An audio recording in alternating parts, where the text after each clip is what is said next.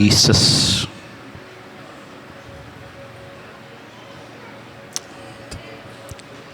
आइन जिनके पास खुदा का कलाम है अपनी बाइबल मुकद्दस को खोलें। मत्ती की मार्फत लिखी गई अंजील चैप्टर नंबर 21। मत्ती की अंजील उसका 21 बाब और उसकी पहली आयत मुकद्दसा।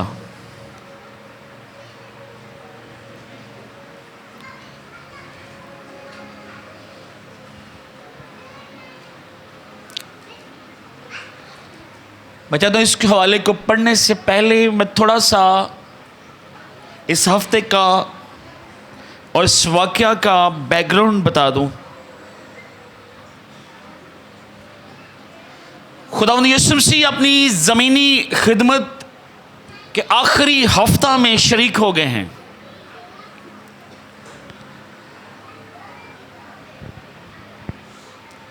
सारी पेशन गोइयाँ जो उनके मतलब शहाफ़ अंबिया में लिखी गई एक एक करके वो पूरी हो रही हैं और खुदावंद की कोशिश ये है कि लोग उन पेशनगोइयों को पूरा होते हुए देखकर यीशु को अपना शख्सी निजात दहिंदा कबूल कर लें। एज इट जिस तरह से लिखा हुआ है वो वैसे वैसे ही सारी चीजें हो रही हैं। मिसाल के तौर पर जब खुदावंद अपने शिगिर्दों को भेजते हैं कि जाओ साथ वाले गांव में जाओ और वहां पर तुम्हें एक गधी का बच्चा बंधा हुआ मिलेगा, उसको खोल कर लाओ। पेशन गोई ज़करिया 9 बाब उसकी 9 आयत में। और उसके बाद और भी बहुत सी पेशन गोइयां जो खुदा के कलाम के मुताबिक थी वो पूरी होती हुई हमें नजर आ रही थी। जो कुछ होने जा रहा था यरूशलेम के अंदर यीशु मसीह के साथी भी नहीं जानते थे, शिगिर्द भी नावाकिफ थे क्या होने जा रहा है। स्वाय यीशु के और रूल कुद्स के और खुदा बाप के लोगों को आइडिया नहीं था वो किस तरीके से कैसे वो आ रहा है। अभी आपने बड़ा जबरदस्त जुलूस निकाला है और वैसे ही आप भी डालियां उठाई हुई जैसे यरूशलेम में उस वक्त उठाई गई जब यीशु मसीह पहाड़ से नीचे आ रहे थे।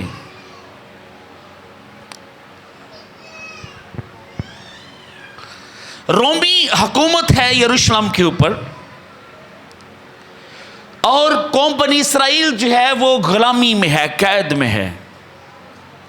इससे पहले भी बनी इसराइल थोड़ी सी बेस कर लें, कैद में थी मिस्र में।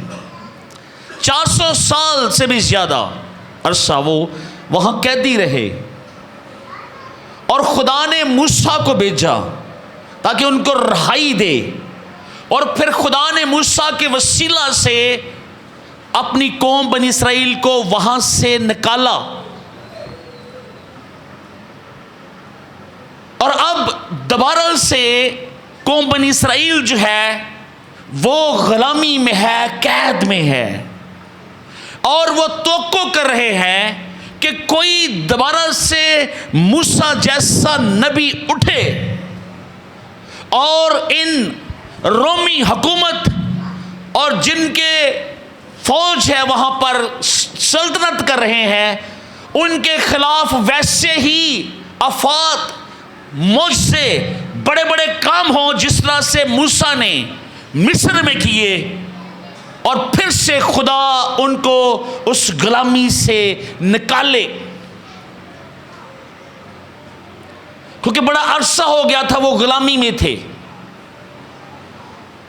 लेकिन यरूशलेम में इतनी भीड़ क्यों थी? यरूशलेम में ईद फसा मनाने के लिए पूरी दुनिया से यहूदी जो थे वो मौजूद थे उस वक्त।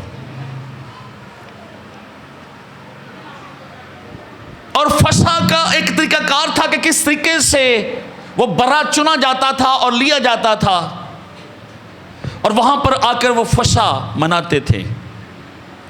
और इसी दौरान हमारा खुदावन यीशु मसीह जो दुनिया का नजात हिंदा है, यरूशलेम में दाखिल होने के लिए रेडी है, हुआ नहीं है अभी।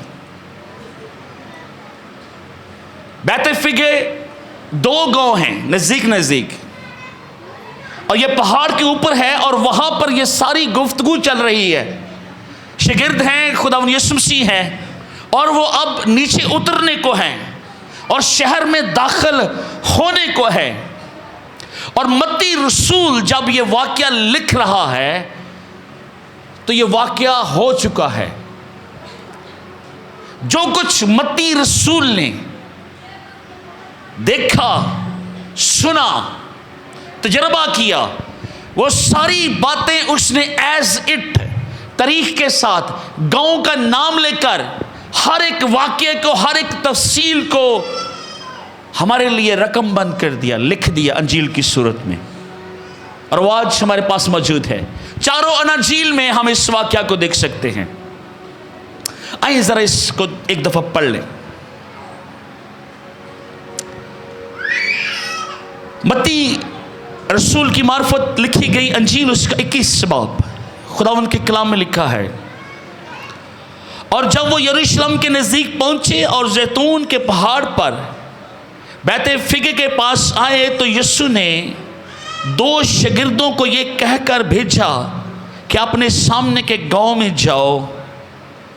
वहां पहुंचते ही एक गधी बंधी हुई और उसके साथ बच्चा पाओगे, उन्हें खोलकर मेरे पास ले आओ, और अगर कोई तुमसे कुछ कहे तो कहना कि खुदावंद को इनकी ज़रूरत है, वो फिल फूड इन्हें भेज देगा। ये इसलिए हुआ कि जो नबी की मार्फत कहा गया था वह पूरा हो कि सिय्योन की बेटी से कहो कि देख तेरा बादशाह तेरे पास आता है, वो हलीम है और गधे पर सवार है, बल्कि लादू के बच्चे पर। बस शागिर्दों ने जाकर जैसा यीशु ने उनको हुक्म दिया था वैसा ही किया, और गधी और बच्चे को लाकर अपने कपड़े उन पर डाले और उन पर बैठ गया। और भीड़ में के अक्सर लोगों ने अपने कपड़े रास्ता में बिछाए, और औरों ने दरख्तों से डालियां काटकर राह में फैलाई, और भीड़ जो उसके आगे आगे जाती और पीछे पीछे चली आती थी, पुकार पुकार कर कहती थी, इब्ने दाऊद को होशाना। ये याद रखना है, इब्ने दाऊद को होशाना। मुबारक है वो जो खुदावंद के नाम पर आता है, आल में बाला पर होशाना। और जब वो यरूशलेम में दाखिल हुआ तो सारे शहर में हलचल पड़ गई, और लोग कहने लगे ये कौन है? भीड़ के लोगों ने कहा ये गलील के नसरत का नबी यीशु है। सब कहेंगे आमीन।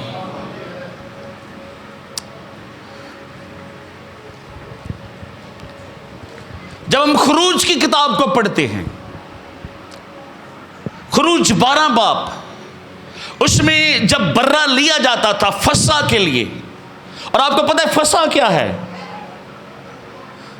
फसा उस इवेंट को कहते हैं कि जब खुदावन ने मिस्रियों के ऊपर आफत भेजी, और आफत क्या थी? मौत की आफत, पलोठे मारने का जो वाकया वहां दर्ज है। खुदा ने कहा था जितने पलोठे हैं, इंसानों के हो हवानों के हो, खुदा सबको मार देगा। और खुदा ने बनी इसराइल के लिए खून मुहैया किया, बर्रा मुहैया किया, और उस बर्रे का खून जो है वो इसराइलियों की चौखटों के ऊपर यानी दरवाज़ों के बाहर लगा दिया गया। और जब मौत का फरिश्ता आया, उसने देखा कि बर्रे का खून दरवाजे के ऊपर लगा हुआ है, और वो वहाँ से निकल गया। उनके पलोठे बच गए, और मिस्रियों के और उनके सिपाहियों के पलोठे तक भी मर गए। उसकी यादगारी में कौम बनी इसराइल आज तक उस इवेंट को, उस वाक्य के, उस नजात को आज तक वो सेलिब्रेट करते हैं यरूशलेम के अंदर। उसको ईद फसा कहते हैं। और जब ईद फसा के लिए बर्रा मुकर्रर होता था, आइए जरा बाइबल मुकद्दस को देखें, जिनके पास खुदा का कलाम है। खुरूज 12 बाब जरा जल्दी से खोलिएगा।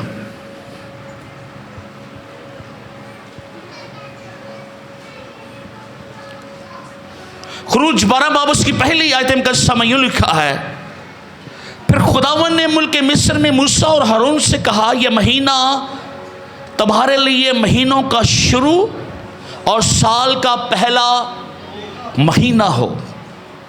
बस इस्राएलियों की सारी जमात से ये कह दो कि इसी महीने के 10वें दिन, कौन से दिन जी?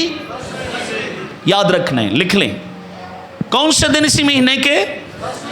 हर शख्स अपने आबाई खानदान के मुताबिक घर पीछे एक बर्रा ले, एक फैमिली एक बर्रा ले, और इस महीने के 10वीं तारीख को बर्रा लेना है।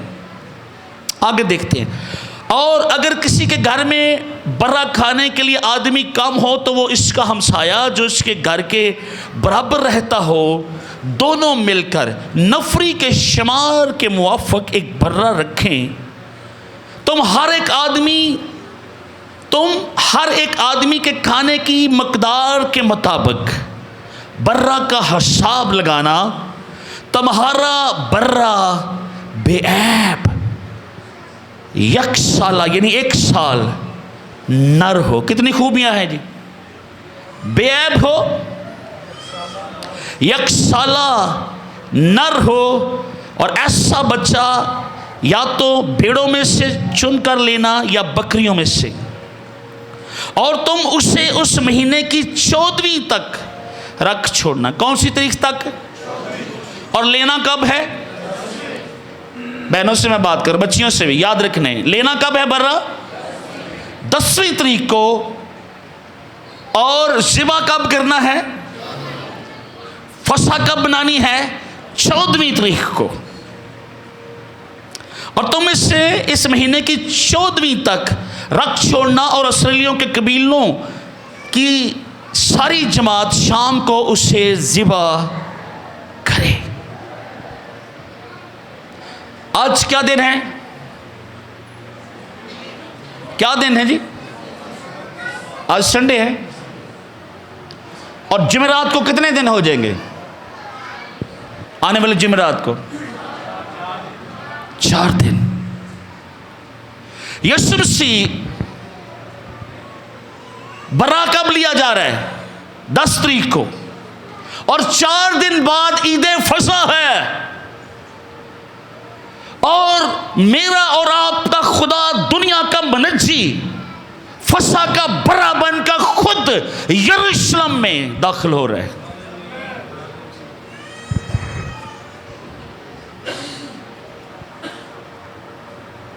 यूहन्ना रसूल बपतिस्मा देने वाले कहते हैं, देखो ये है खुदा का बर्रा जो दुनिया के गुनाहों को। वो जो बर्रा चुनते थे वो थोड़े लोगों की निजात के लिए था, पर ये जो बर्रा दाखिल हो रहा है ये दुनिया की निजात के लिए है। आमीन। 4 दिन के बाद ईद फसा है, और खुदावन फसा के टेबल पर अपने शिगिर्दों के साथ बैठे हुए हैं। फर्क क्या है? जो कौम बनी इसराइल फसा सेलिब्रेट करे उनका बर्रा टेबल के ऊपर है, लेकिन साडा बर्रा अपने शिगिर्दों के नाल बैठा है। और वहीं पर वो अपने शिगिर्दों को कह रहा है, ये लो मेरा बदन, रोटी तोड़ता है, खाओ। और जब वो जूस पेश करता है, कहता है ये मेरा खून है। सारी जो पेशन गोइयां बर्रे के हवाले से थी, 4 दिन के बाद फसा है और फसा मनाई जा रही है। 10 तारीख को वो बर्रा लेते थे, 14 को वो ज़िबा करते थे। यीशु मसीह इस दिन को 4 दिन को बाद फसा सेलिब्रेट होने वाली है, और वो यरूशलेम में दाखिल हो रहा है। अब जरा यीशु मसीह की कैफियत को देखें। जब उसने शिगिर्दों को भेजा है, हमने देखा भी हवाला में, मत्ती 21 बाब में, तो खुदावन जानते थे कि कौम बनी इसराइल जो है वो सहाफ़े अंबिया यानी बाइबल मुकद्दस से बड़े अच्छे से वाकिफ है। और सवाल हुआ कि खुदावन अगर उन्होंने पूछा कि ये आप क्यों खोल रहे हैं गधा, तो हम क्या कहेंगे? तो उन जवाब मिला उनको कहना खुदावंद की इनको जरूरत है। अब इमेजिन करें, तसव्वुर करें, गधा उस वक्त की लग्जरी सवारी थी, बेहतरीन ट्रांसपोर्ट थी, बड़ी महंगी चीज थी गधा। यूं समझ लें कि आज के वक्त में अगर खुदावंद आपको कहे कि किसी की BMW मर्सिडीज किसी पार्किंग में जाए, किसी मार्केट में जाए और कहीं खड़ी हुई है, उसको बोले कि भाई जी चाबी मुझे दे दो, खुदावंद की को इसकी ज़रूरत है। अब इससे महंगी गाड़ियों के नाम मुझे नहीं आते, महंगी गाड़ी कोई भी आपके जहन में है, ये ऐसे ही था, तो वो क्या कहेंगे? वो गाड़ी वाला भाई कहेगा भाई खैर। लेकिन यहां पर नबूवत थी, कलाम था, खुदा की मर्जी थी, और वो लोग कलाम से वाकिफ थे। और यकीनन जब पूछा गया होगा तो उनको ज़करिया 9:9 याद आया होगा। ज़करिया 9:9 में क्या लिखा है? लिखा है खुदा उनके कलाम में, बाइबल मत खोले, मैं सिर्फ पढ़ता हूं आपके लिए। ऐ बिन्ते सिय्योन तो नहायत शादमान हो, ऐ दुख्तरे यरूशलेम खूब ललकार, क्योंकि देख तेरा बादशाह तेरे पास आता है, वो सादिक है और नजात उसके हाथ में है, वो हलीम है और गधे पर, बल्कि जवान गधे पर सवार है।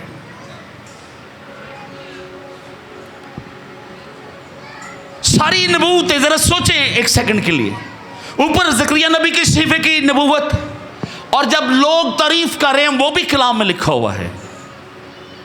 होशाना मुबारक है वो जो खुदावंद के नाम पर आता है। ज़बूर 118 उसकी 25 और 26 आयत में लिखा है, ऐ खुदावंद बचा ले, ऐ खुदावंद बचा ले। ज़बूर 118 25-26 में पढ़ रहा हूँ, सिर्फ सुनिएगा। ऐ खुदावंद खुशहाली बख्श, मुबारक है वो जो खुदावंद के नाम से आता है, हमने तुमको खुदावंद के घर से धुआ दी। ऐ खुदावंद बचा ले। होशाना का मतलब है प्रेस, लेकिन इसका दूसरा मतलब जो पेशन गोई है, जो नबूवत है, उसके हिसाब से इसका मतलब यह भी है बचा ले। हम तकलीफ में हैं, हम परेशानी में हैं, खुदा का बेटा दुनिया का नजात हिंदा दुनिया को छड़ाने, दुनिया को माफ करने के लिए आ रहा है, लेकिन एक खास ग्रुप, उनका ख्याल सिर्फ यीशु मसीह के लिए इसी दुनिया की हद तक महदूद है। जब हमने हवाला पढ़ा तो दो चीजें हमने देखी।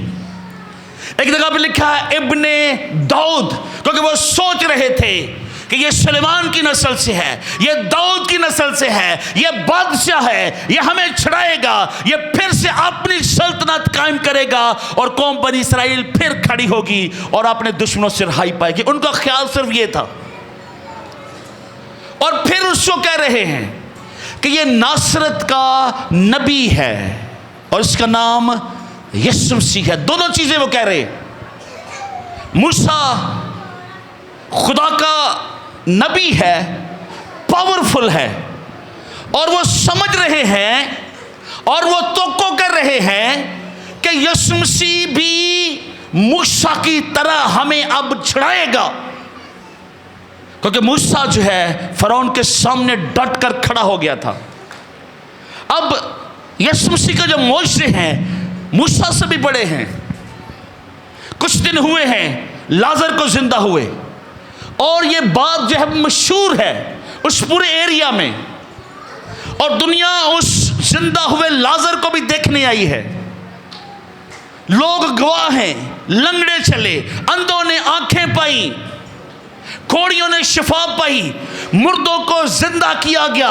और यहूदियों का यह ख्याल है इतना पावरफुल नबी है, यह यकीनन हमें रोमियों की हुकूमत से आज़ाद करवाएगा। और वो खजूर की डालियां लेकर, यूहन्ना की इंजील में क्लियरली लिखा है, उन्होंने खजूर की डालियां उठाई और वो खुश हो रहे हैं कि इतना जब पावरफुल शख्स जो है वो दाखिल हो रहा है, अब निजात यकीनी है, अब रहाई यकीनी है, अब आज़ादी यकीनी है। लेकिन कोई नहीं जानता कि मेरा और आपका मनज्जी जब वहां दाखिल हो रहा है तो किस लिए दाखिल हो रहा है। ये एक पेशन गोई भी थी, खजूर की डालियां उठाना। जब हम इबार 23:40 पढ़ते हैं तो लिखा है खुदावंद के कलाम में, सो तुम पहले दिन खुशनुमा दरख्तों के फल और खजूर की डालियां और घने दरख्तों की शाखें और नदियों की बेद मजनून लेना, और तुम खुदावंद अपने खुदा के आगे 7 दिन तक खुशी मनाना। दे वर सेलिब्रेटिंग, वो खुश हो रहे थे। एक तो इवेंट था, एक माहौल बना हुआ था, यरूशलेम में ईद फसह सेलिब्रेट करने को आए थे, और एक वो कैद में थे और उनका ख्याल सिर्फ ये था कि अब हमें आज़ादी यकीनन मिलेगी। लेकिन यीशु मसीह की बादशाहत दुनिया के लिए नहीं थी, आमीन। उसकी बादशाहत आसमान के लिए। लिखा है आसमान और ज़मीन की सारी चीज़ें मेरे खुदावंद यीशु मसीह के कंट्रोल में, उसके हाथ में हैं। वो दिलों का बादशाह बनने के लिए आया, वो पूरी कायनात का बादशाह था, और उनका ख्याल सिर्फ महदूद एरिया और एक खास कौम की हद तक उनका ख्याल था। और किसी खादम ने कहा कि खजूर से पत्थर तक, जब उन्होंने देखा कि ये तो कोई होर तरह का बंदा है, इन्हें सानू रोमियों को आज़ादी नहीं दिलानी, तो फिर उन्होंने क्या किया था, खजूरें रख दी। और क्या उठाया उन्होंने, फिर वो क्या करना चाह रहे थे मसीह के साथ, उसको संसार करना चाह रहे थे। वही लोग चलाने लगे, इसको सलीब दो। अगर मैं आपसे सवाल करूं, आप कौन से ग्रुप में हैं? हमने बड़ी दिलेरी के साथ उसकी प्रशंसा की, देखो देखो कोई आ रहा है, और हमने जोश से गीत भी गाए, प्रशंसा भी की, गली में हमने गवाही भी दी।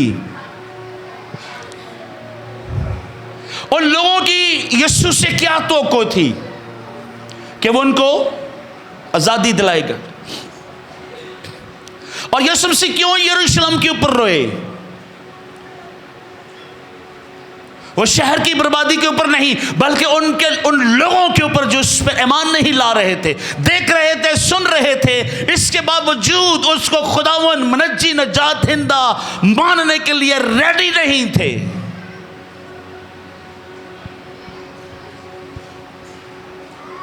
यीशु उनसे क्या तवक्को कर रहा था? वो क्या तवक्को कर रहे थे? उनकी एक्सपेक्टेशन क्या थी? वक्ती फायदा, जमीनी फायदा, जमीनी रहाई, थोड़ी देर के लिए रहाई, थोड़ी देर के लिए शादमानी, थोड़ी देर के लिए बरकत, छोटी सी बरकत। लेकिन वो दुनिया को हमेशा की जिंदगी और हमेशा की कैद से छुड़ाने के लिए यरूशलेम में दाखिल हो रहा था। वो उसको उसी दुनिया का बादशाह बनाना चाह रहे थे, लेकिन वो बादशाहों का बादशाह, द किंग्स ऑफ किंग्स, जमीन और आसमान सारी चीजें बर्रे के लिए हैं, उसके लिए तख्लीक की गई, उसमें बनाई गई। कुर्सी के खाते में लिखा है और उसी में कायम है जेड़ा सारी चीज दा मालिक है। पहले सुन लें, पहले सुन लें, जेड़ा सारे जहाना दा मालिक है।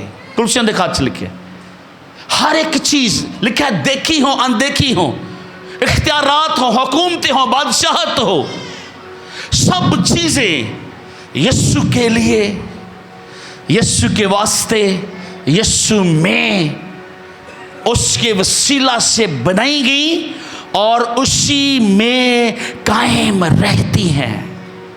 यानी यीशु की जात है तो यह पूरी कायनात है, और वो लोग उसी की कायनात को, उसी की कायनात में उसका बादशाह बना रहे थे, एक जमीन के छोटे से हिस्से का। पर वो क्या बनना चाह रहा था? वो उनके दिलों का बादशाह बनना चाह रहा था, वो उनकी रूहों का बादशाह बनना चाह रहा था। वो हमेशा के लिए उनको अपनी बादशाहत में शामिल करना चाह रहा था। और आज भी जब हम पाम संडे को सेलिब्रेट करते हैं, सारी चीजें होती हैं सिवाय उस बात के कि जिसमें यीशु ये चाहता है कि कोई शख्स अपना दिल खोले और वो उसमें रहे और उसका बादशाह बने। तेरे दिल के दर पर यीशु खटखटाता, लिखा देख वो दरवाजे पे खटखटा रहा है, जो कोई उसके लिए खोलता है वो अंदर आना चाहता है। उन लोगों ने उसको अपने दिल का बादशाह नहीं माना, निजात हिंदा नहीं तस्लीम किया। और आज भी बहुत दफा चर्च खचाखच भरे होंगे, पूरी दुनिया में पाम संडे के हवाले से इस इवेंट को सेलिब्रेट किया जा रहा होगा, जैसे वो कर रहे थे। कलीसिया भी वैसे ही कर रही है, सारी चीजें होती है, लेकिन जो वो चाह रहा था वो आज भी नहीं हो रहा। और जिस तरह उस वक्त वो गमगीन था, अगर हम दिल ना दें तो फिर हमने यीशु को ऑनर नहीं किया। यीशु क्या चाह रहे हैं? वो हमारे दिल को देखता है, वो हमारी रूहों को जांचता है। मुकाशवा की किताब में लिखा है, दिलों और गुर्दों को जांचने वाला खुदा, वो जो आपके दिमाग सोच से भी पहले सोचता है, जिसने आपका दिल दिमाग तख्लीक किया है, और वो आपकी ज़रूरतों से भी वाकिफ़ है, आपके दिल से भी वाकिफ़ है, आपकी अटेंशन से भी वाकिफ़ है। पर वो कहता है एक ही दफ़ा मैंने शख्सी निजात दहिंदा कबूल करके पूरी खुशी एक ही दफ़ा हासिल कर ले। ये छोटी छोटी चीज़ों के पीछे ना भाग, छोटी छोटी चीज़ें वक्ती खुशी हैं, पर यीशु कहता है कि मैं हमेशा की ज़िंदगी हूँ और हमेशा की खुशी हूँ, उसको हासिल कर ले। आमीन। अगर हम सेलिब्रेट करते हैं पाम संडे, और इस पाम संडे में खजूरें उठाना, फूल, सारी चीज़ें खाने, जो भी चीज़ें हैं, क्योंकि सेंटर पॉइंट बन रहा है। इस वीक को पैशन ऑफ क्राइस्ट कहा जाता है। ये वो हफ्ता है और पूरी दुनिया, अरबों लोग इस वीक को सेलिब्रेट कर रहे हैं। अभी गुड फ्राइडे आएगा, अभी पाक जुमेरात आएगी, फिर हम ईस्टर की इबादत करेंगे, और सारी चीज़ों में इन चीज़ों को हम सीखेंगे, बयान करेंगे, प्रीच करेंगे। पर व्हाट हैपन अगर हम इन सारे इवेंट्स में यीशु के वाक़यात के मतलब सीखें, पढ़ें, सुने, पर यीशु को खुश ना करें? क्या फ़ायदा, क्या हासिल? मेरे मसीह के अल्फाज है, अगर कोई शख्स पूरी दुनिया हासिल कर ले लेकिन हमेशा की ज़िंदगी खो दे तो क्या फ़ायदा? अगर आपको यह बात समझ आ रही है आज, अब ज़रा खुदावंद के अटेंशन से सोचे कि यीशु मसीह क्या सोच रहा था जब वो फसह के टेबल पर बैठा है अपने शागिर्दों के साथ, जब वो गतसमनी में दुआ करने के लिए गया है, जब वो यरूशलेम में दाखिल हो रहा था। लोग उसकी तारीफ के पुल बांध रहे हैं, हजूम है, लोग एक दूसरे के ऊपर गिर रहे हैं, अपने कपड़े आगे डाल रहे हैं, रोड के ऊपर बिछा रहे हैं, होशाना, प्रेज, वर्शिप, नारे ऊंचे गूंज रहे हैं। पर वो अपनी स्लीप को देख रहा है, वो लोगों के चेहरों को देख रहा होगा। यकीनन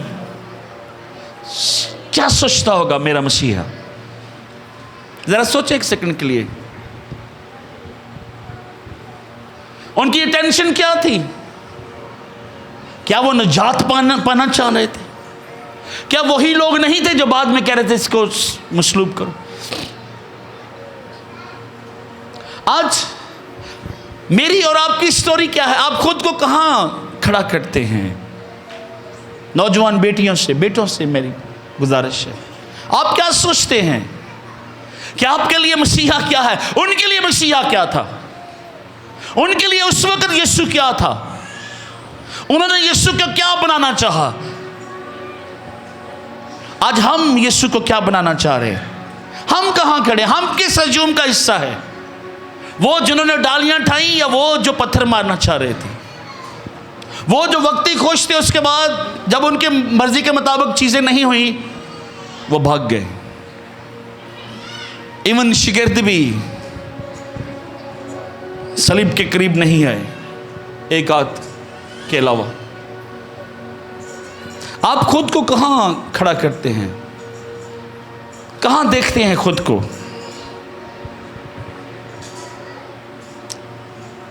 अगर आप यीशु की टेंशन से वाकिफ हैं, इमेजिन करें कि मसीहा क्या सोच रहा होगा, क्या सोचता था। और आज भी वो यहां मौजूद है, वो वादों का सच्चा खुदा है।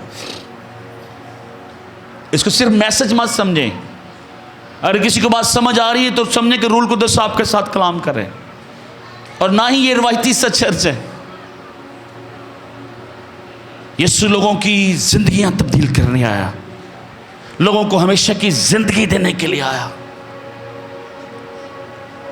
और हमारी भी ये खुशी है कि लोग अपना दिल खुदावंद को दें, ताकि कि रिवाइवल आए, बेदारी आए, नस्लें तब्दील हो। ना सिर्फ प्रीचिंग, सरमन और रवायती से चर्चेस हो। आए, सरों को झुकाएं, दुआ करते हैं।